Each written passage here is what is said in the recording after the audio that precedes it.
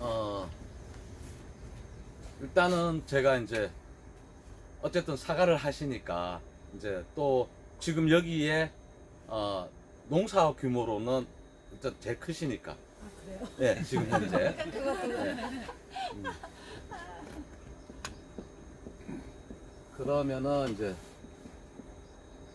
축하합니다. 그렇게 크지도 않아요. 옛날 좀 말씀. 그거만큼 뭐큰 거지. 자 이제 사과를 이때까지 이제 관행으로 하셨고 이제 지금 원래 무농약으로 하셨고 앞으로 이제 유기농으로 올라가실 거고 이제 이런 이제 상황이신데 이거를 어렵게 보시면 안 돼요.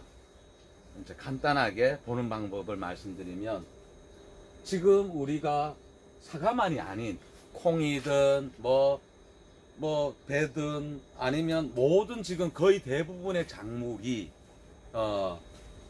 지금 농진청에 유기 매뉴얼이 다 되어 있어요. 책자가 다 나와 있어요. 모든 가지든 모든 게 매뉴얼이 되어 있습니다. 근데 그게 보편타당한 거를 매뉴얼화 시켜놨는 거죠. 보편타당한. 그러면은 이제 일단은 사과로 들어가서 보면 저는 이제 사과 농사를 이제 이 무농약 들어가기 전에 농사를 참 잘 지었었어요. 그러고 무농약 들어갈 때, 야, 응애만 해결되면 이제 무농약 들어가도 문제 없지 않냐? 이런 단순한 생각까지 했던 사람이에요. 그랬었는데, 모든 거는 매뉴얼대로 해야 됩니다. 기본적으로. 아까도 얘기했지만, 자기의 농사의 흐름의 주관을 분명히 잡아야 된다는 거죠. 그래야 실패하지 않는 농사가 온다는 거예요. 내가 예를 들어 가지고 뭐 어떤 매뉴얼을 선정을 했어요. 그러면 그 매뉴얼을 선정하게 되면 그 매뉴얼의 최종적인 거는 농산물이고 그 더 이상의 최종적인 거는 판매예요. 이제 우리는 경제를 이제 책임져야 되니까. 그러면 매뉴얼을 잡을 때는 그까지 생각을 안 할 수가 없습니다. 그러면은 이제 내가 관행을 만약에 했다면 관행에서 내가 농사를 지어 보니 어떤 부분이 부족하다는 것을 내가 느껴요. 그러면 그것을 해결하려고 이제 교육도 받고 또 자문도 구하고 그래서 정리해서 그 다음 해 농사에는 그것을 접목을 시킵니다. 근데 내 본 주간의 매뉴얼은 변화가 없다는 거죠. 하나에 많이 쓰고 있는 상황에서 어떤 거를 하나를 첨부시킨다는 거죠. 그러면 그 농사는 예년하고 비슷한 농사가 되고요. 그런데 내 주간, 내 흐름이 흔들거리게 되면은 이것을 그 해에 못 잡아내거든요. 그래서 농사를 시작하는 지금 이것을 잘 잡아야 돼요. 자, 그러면은 사과 같으면은 농사가 시작이 뭐냐면은 첫 번째가 현재 지금 이제 들어갈 게 가지치기예요.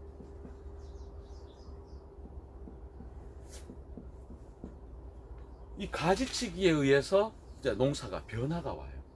그래서 우리가 가지치는 방법이 여러 가지 방법이 있어요.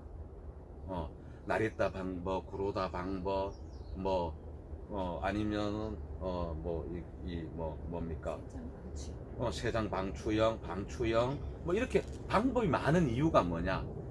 그 방법에 의해서 어떤 것들이 결론이 난다는 거죠. 그러면은 내가 예를 들어 가지고 어떤 가지치기 한 방법을 선정해가 이때까지 왔어요.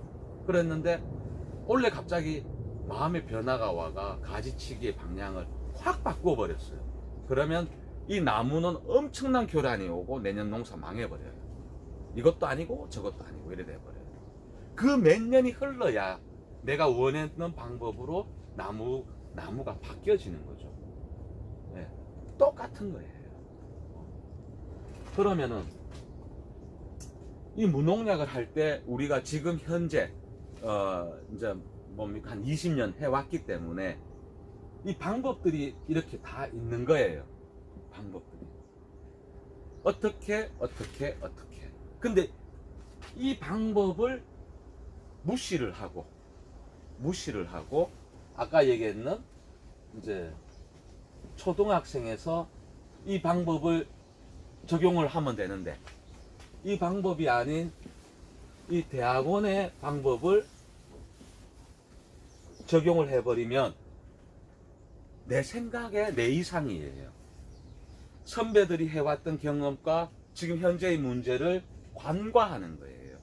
그러면은 문제가 일어나는 거죠. 요번에 지금 우리 청송의 한 회원분은 나무가 다 부러지고 다 넘어가고 그래 됐어요. 근데 이분 하나도 안 떨어졌어요. 그래서 수확을 해요. 그래 내가 며칠 전에 물었죠.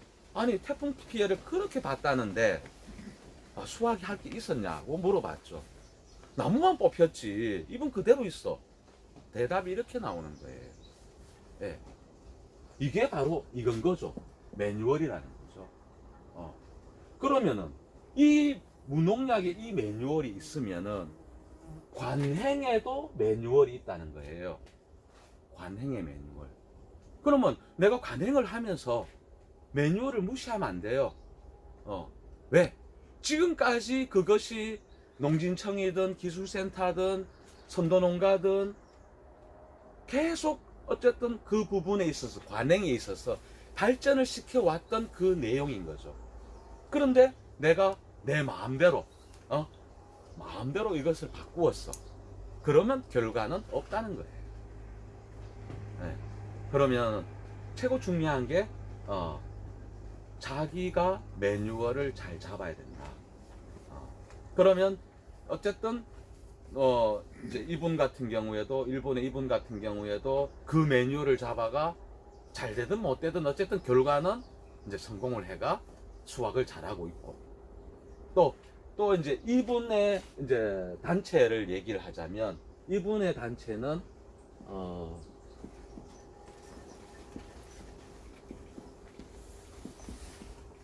이분의 단체는 예술자연재래예요. 이분의 단체 이름이.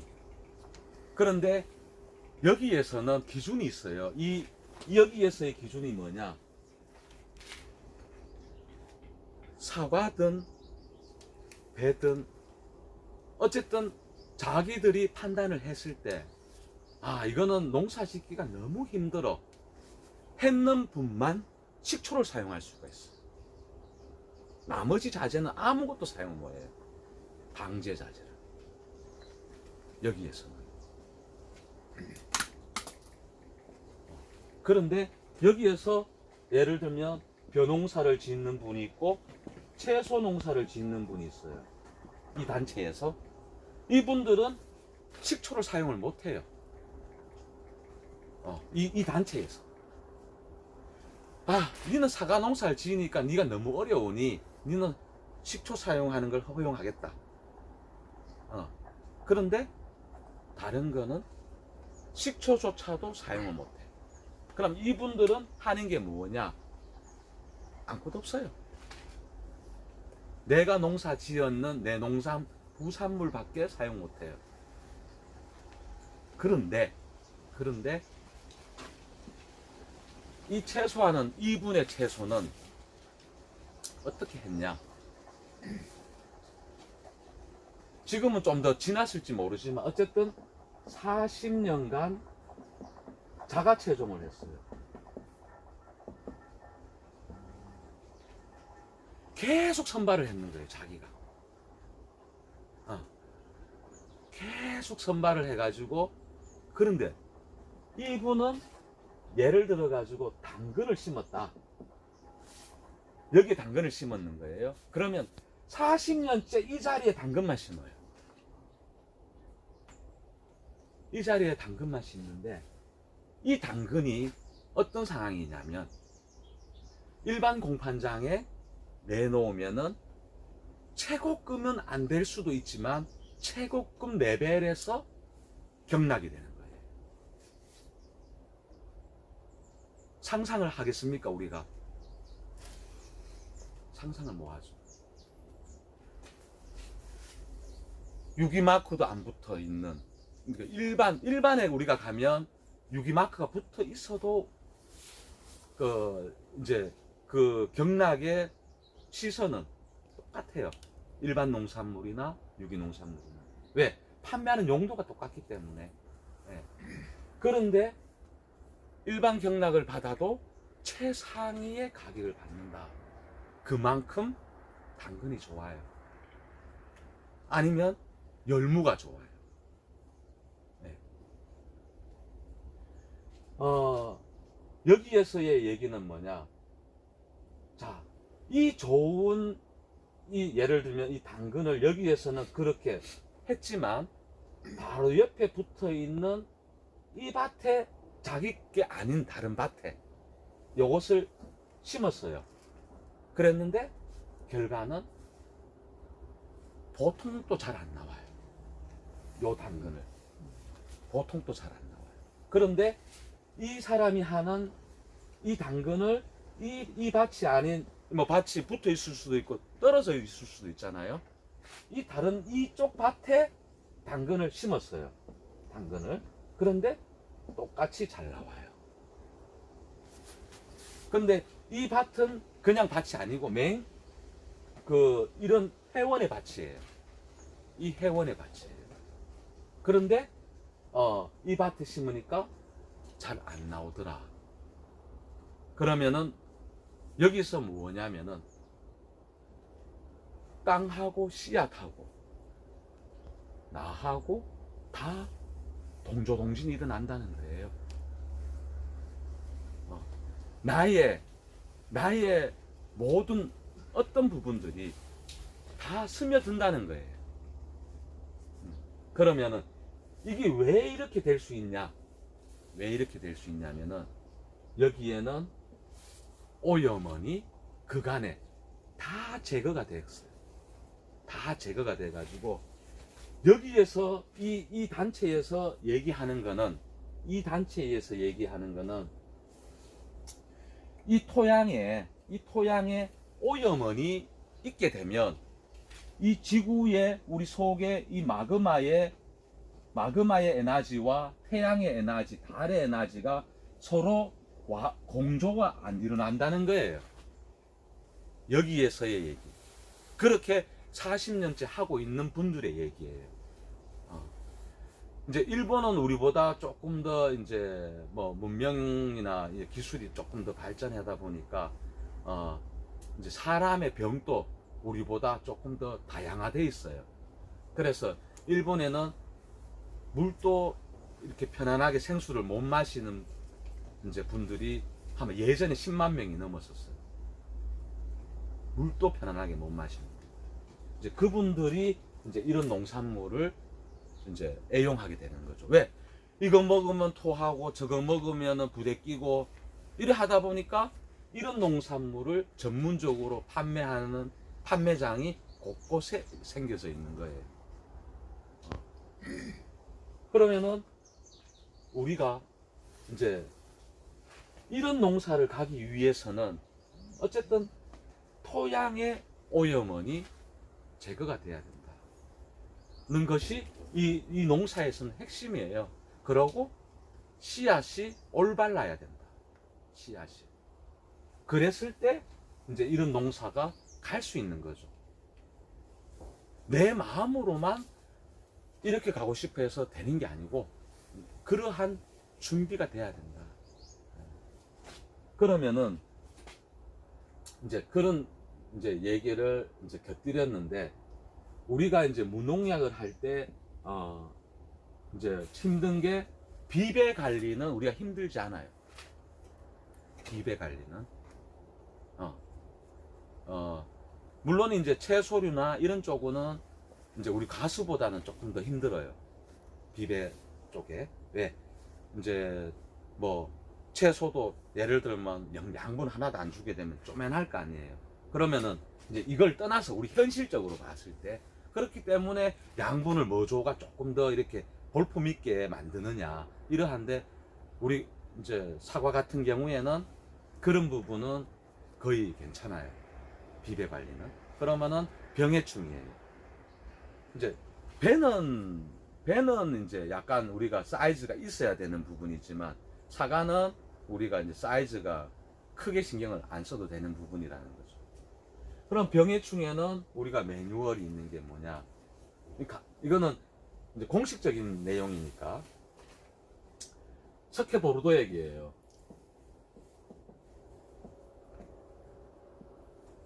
석회 보르도액.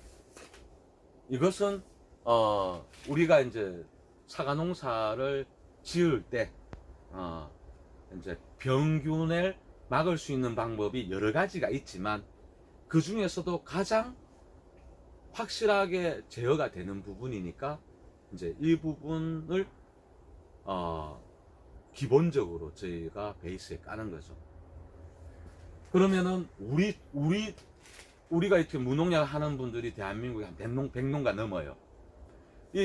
아까 김병삼식 하는 분도 이제 내가 없는 타임에 이제 잠깐 회의에서 얘기를 아까 그 풍산 게르마늄 얘기를 잠깐 하고 갔대요. 물어보니까 그랬던 상황인데 이제 우리 일부 부분들이 이제 석회 보르도액을 안 쓰고 이제 우리도 가려고 무단한 노력을 해요. 우리 자체도. 그런데 안 쓰고 갈 수 있는 방법이 있지만 거기에 도달을 우리가 모해 있다는 거죠. 모해 있기 때문에 이 보르도액을 쓰는 거예요. 그러면은 보르도액이 어떻게 됐냐면은 우리가 이제 무농약 초기에는 이제 내년에 무농약 들어갔어. 이럴 때는 이제 기본적으로 7회 정도 사용해요. 보르도액을. 왜? 내가 이때까지 관행을 해가 100상자를 수확을 했는데 하다못해 그 반 이상이라도 수확을 해야 되는 우리의 그 어떤 그런 경제적인 상황 때문에 이제 보르도액을 7번 정도 사용을 하는 거죠. 그럼 지금은 어떠냐? 지금은 이제 우리도 이제 시간이 좀 많이 지나가지고 한 4번 정도 해요. 보르도액을. 그러면은 병균에 대해서는 해결이 된다. 특히 갈반병은 걱정이 없다는 얘기가 됩니다. 그 다음에 이제 충은 어떻게 하느냐? 벌레는 밀도에 의해서 달라요. 예를 들어 가지고 벌레의 밀도는 벌레가 삶의 생태계가 이제 자기하고 잘 맞았을 때는 번식이 빠르겠죠. 그런데 그 생태계가 조금 안 맞을 때는 있어도 이 번식률이 조금 낮아져요.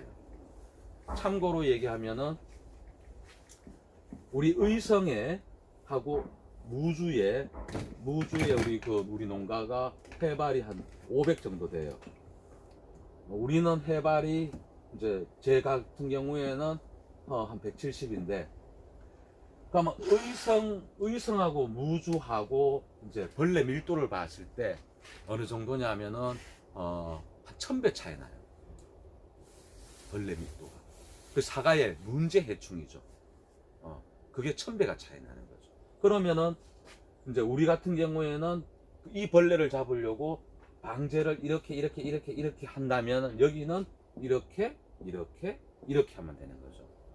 그런데 이렇게 해본들 결과물로 봤을 때는 우리는 벌레에 피해 받는 거 투성이고 여기는 벌레 피해 받는 게 우리에 비하면은 현격하게 떨어져 있어요. 그러면은 벌레 방제는 어떻게 하느냐? 별의별 짓을 다 하는 거죠. 벌레를 방제를 해야 되니까. 여기에서 좋다, 저기에서 좋다, 저기에서 좋다. 여기서 좋다는 거 가지고 해결이 되면 저쪽으로 안 가도 돼요. 방금 이 선생님 같이 여기서 해결이 되면 풍산 게르마늄 그것도 안 봐요. 그런데 안 되니까 가는 거예요. 우리는 농사를 짓기 때문에 어쨌든 내가 생각했는 그 선까지 가야 되기 때문에 해야 됩니다. 그죠? 해야 돼요. 그래서 저는 어떻게 하느냐? 얘기 드렸지만 하다 안 되니까 저는 봉지를 싸는 거죠. 일단 저의 방법입니다. 하다 안 돼요. 그래서 저도 물론 초기에는 봉지를 안 샀죠. 안 사고 이제 하다가 이제 제가 이제 이 벌레 때문에 어떤 상황이냐면은 한 달 내내 거의 방제를 하고 있는 거예요. 벌레 때문에. 내가 이거 하려고 이거 하고 있냐? 이건 아니다. 차라리 안 하든지 하는 중에 내가 봉지를 싸는 걸 되게 싫어해요. 저도. 아니, 이유가 있어야 돼요. 이제 봉지를 싸는 게 싫어하는 분들의 이유가 뭐냐? 대부분이 인건비예요, 자재비. 저는 그게 아니었어요. 봉지를 싸니까 내가 추구하는 맛이 안 나오는 거예요. 가장 큰 게 내가 추구하는 맛이 안 나오기 때문에 이제 봉지 싸는 거를 끝까지 미루었다가 이제 이 농사를 하기 위해서는 이 농사를 접든지 아니면 봉지를 싸든지 해야 하는 선택에서 봉지를 싸게 됐던 거죠. 그러면은 이제 봉지를 쌌는데 어떻게? 그러면은 이제 봉지가 중국에서도 나오고 대만서도 나오고 일본서도 나오고 한국에서도 나와요. 그러면 세계적인 봉지를 다 끌어모아 가지고 테스트를 해요. 이 봉지를 싸니까 색택은 이 정도고 맛은 이 정도.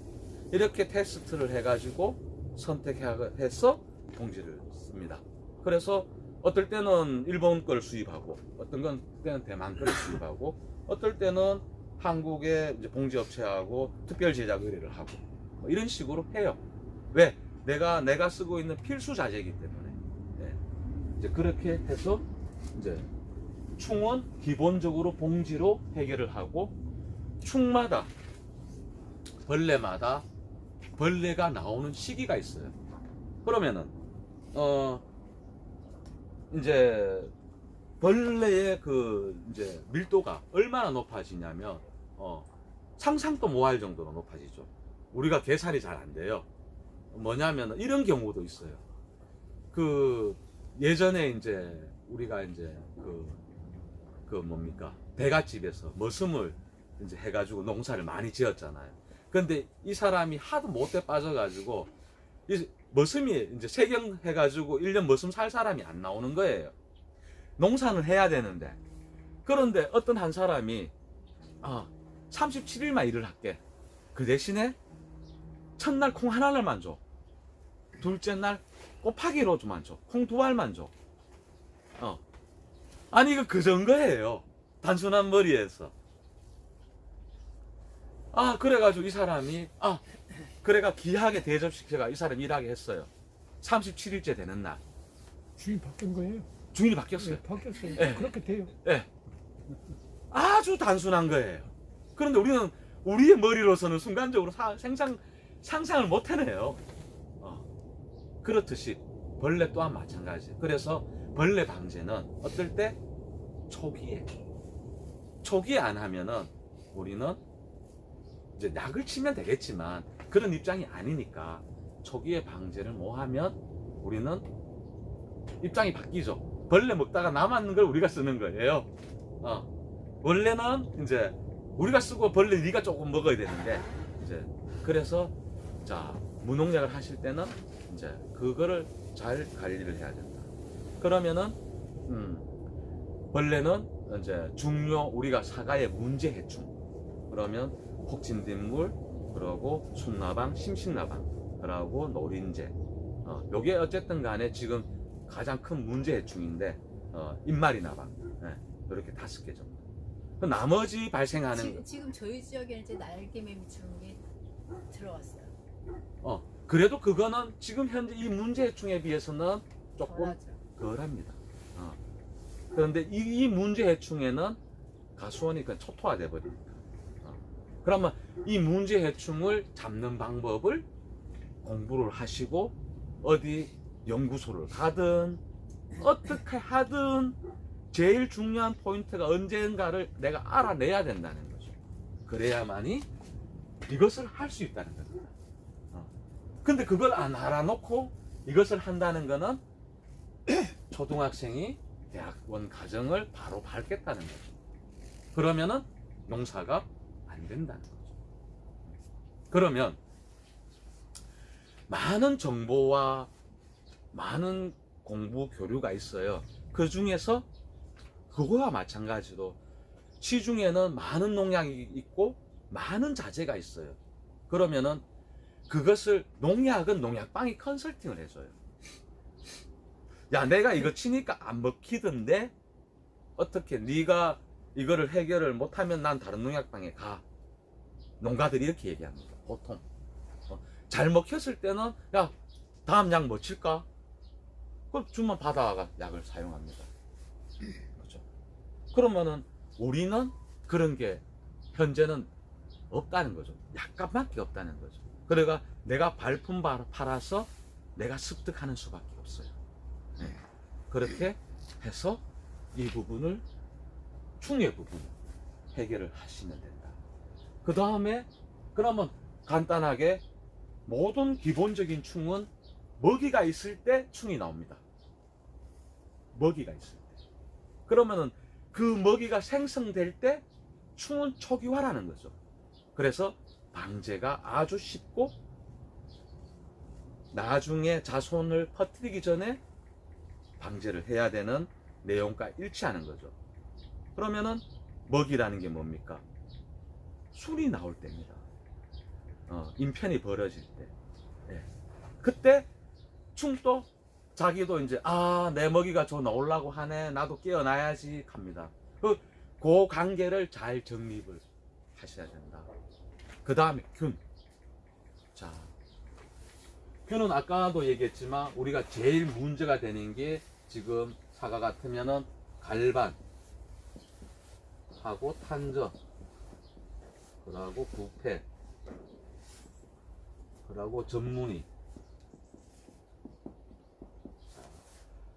어쨌든 크게 봤을 때 이런 상황이에요. 그러면 이게 사과에만 해당되느냐? 아닙니다. 어쨌든 공통적으로 이제 해당이 돼요. 근데 이제 사과를 좀 더 집중적으로 얘기하자면 이 모든 것들이 100%는 아니어도 보르도액이 해결한다는 거죠. 그럼 그 보르도액을 언제 쓰느냐? 내 마음 내키는 대로 썼다. 똑같은 거예요. 벌레하고. 다 들어가고 난 뒤에 쓰면 2차는 막을 수 있을지 모르지만 기본적으로 피해를 다 봤다는 거죠. 갈반이 들어가고 난 뒤에 보르도액을 쳤다? 그럼 갈반 다 떨어져요. 그러면은 그 병균이 나무에 영향을 주기 전에 막아내야 된다는 거죠. 예. 그게 시기마다 좀의 차이는 있어요. 지역마다. 왜? 병균은 온도에 의해서 일단은 발화를 하는 조건이 되니까. 그러면은 저희 같은 경우에 조금 따뜻하다 보니까 6월 15일입니다. 그러면은 해에 따라서 다 달라요. 해에 따라서. 그러면은 안전하게 우리도 6월 10일 날 방제가 들어가는 거죠. 그러면 6월 10일 날 방제가 우리가 들어가면은 그 해에 갈반 걱정은 안 합니다. 관행이 입이 다 떨어지고 뼈만 앙상해도 우리 유기하는 사과밭은 입이 싱싱해요. 6월 10일 날 들어가면. 그러면 그때면은 벌써 사과가 알이 좀 이렇게 굵어지는데 그렇죠. 그 보르덱을 치면 그 약혼이라 그래야 되나? 묻죠. 약혼, 예, 묻죠. 그러면은 그 뒤로 또 한 세네 번을 더 치신다면서요? 그렇죠. 떡이 됩니다. 그럼 가을쯤 돼가지고 개가 없어져요? 아니면 흔적이 남아있을 것 같은데. 없어지진 않아요. 참 봉지를 씌우신다 그랬지. 봉지를 저는 이제 씌우니까 이제 그러면은 봉지를 언제 씌우느냐? 제 같은 경우에는 그러면은 이왕이면 약흔이 들어오기 전에 그러면은 또 봉지를 일찍 씌우면은 세포 형성에 영향을 주니 그럼 늦게 씌우면서 약흔 들어가기 전에 마무리를 하는 게 가장 합리적인 거고요. 그렇게 뭐 할 때도 많아요. 그러면 원리는 그렇다. 그러면은 이제 우리가 4회 정도 이렇게 사용을 하게 되면 약흔이 남아요. 그럼 약흔이 남는 거를 또 우리는 어떻게 하느냐? 그러면은 이제 다 전 세계적인 논문을 다 끌어와 가지고 이거는 인체에 무해합니다라고 공문을 만들어요. 그렇게 해서 판매처나 소비자한테 다 이렇게 정보를 주는 거죠. 그런데 소비자는 그렇지만 그래도 싫어. 그럴 때는 우리가 이걸 또 약흔을 이렇게 터는 기계가 있어요. 그러면은 그 기계에 이제 솔이 이렇게 움직이면서, 그럼 그 기계에 한번 넣고 나면은 완벽하진 않아도 이제 그게 많이 제거가 됩니다. 그런 식이다. 그래서 무농약을 하실 때 제일 중요한 게 뭐냐? 뭐가 좋더라는 차후라는 거예요. 뼈대 형성을 제대로 해야만이 된다는 거예요. 내가 하고자 하는 뼈대를 잘 잡아놓고 첨부하는 거는 뼈대가 안 흔들리니까 첨부를 하는 거는 되는데, 그 뼈대를 정확하게 안 잡아놓게 되면 이 말에 쏠리고 저 말에 쏠리고 1년 지나 보면 아무것도 없어요. 돈만 날아가 있어요. 그래서 얘기를 드리는 겁니다. 그러면은 우리가 예를 들어가, 자, 보르도액도 간단하게 이렇게 보르도액이지, 보르도액의 종류도 어마어마하게 많아요. 그러면은 또 보르도액을 칠 때 전처리 단계도 있어요. 그럼 전처리를 하고 치느냐, 뭐냐? 이 보르도액을 칠 때는 어떤 상황이냐면은, 이제 그걸 사용할 때 대한민국 전체가 마그네슘이 부족할 때예요. 사과만이 아닌 대한민국 전체가. 그럴 때 마그네슘을 한번 사용을 해줌으로 해서 입의 강건성은 아주 좋겠죠. 그러면은 마그네슘이 사용하기 싫다면은 바닷물이라도 사용을 하게 되면 마그네슘 성분이 많으니까 도움이 되겠죠. 네. 그런 식이라는 거죠. 그러면 이 한계를 하기 위해서 보충되는 것들이 또 많다. 그러면 보충되는 것을 했을 때 이것을 하게 되면 더 완벽하다. 왜? 보르도액이 입이 연약할 때 사용을 하면 입은 스트레스를 받아요. 그러면 병균이 오기 전에 보르도액을 써야 되고, 보르도액을 쓰려니 입은 약하고, 그러면 그 입을 빨리 만들어야 돼. 그러면은, 자, 그럼 6월 10일이라고 보고, 자, 우리가 입이 그러면은 4월 10일 딱 2달이에요. 그럼 2달이면 완성을 하잖아요. 그럼 기본적으로 생육 페이스가 좋을 때예요. 그런데 생육이 좀 안 좋으면은 이 완성이 2달 좀 더 걸려요. 그럼 입이 약하다는 거지. 약한데 자극이 있는 걸 맞았어. 그럼 내가 힘들어. 스트레스를 받아. 그 영향은 남는다는 거죠. 그러면은 그 영향을 안 받게 빨리 입을 완성시키는 게 현명한 방법이겠죠. 그 중에 하나가 뭐 보르도액이고, 그 중에 하나가 보르도액 치기 전에 탄산칼슘이고, 뭐 그런 경우라는 거예요. 그러면은 이제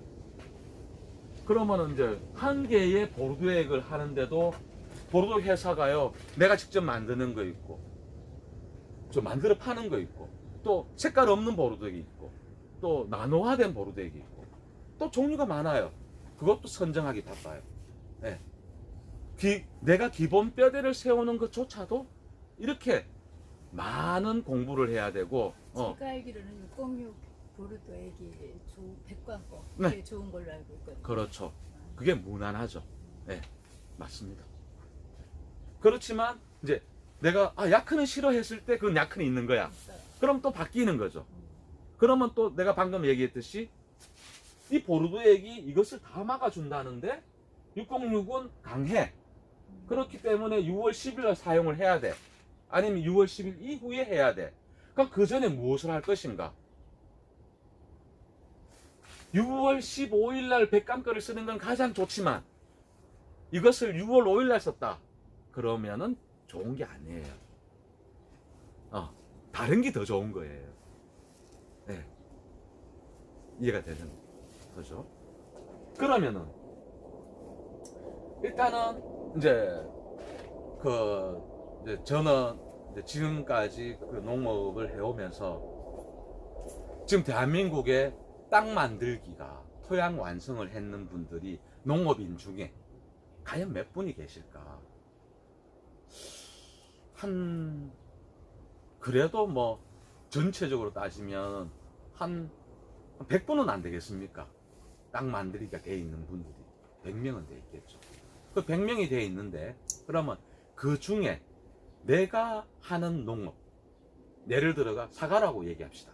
내가 하는 농업이 사과니까. 사과에 땅 만들기가 되어 있는 분은 누가 있을까? 내가 판단해서는 아무도 없어요.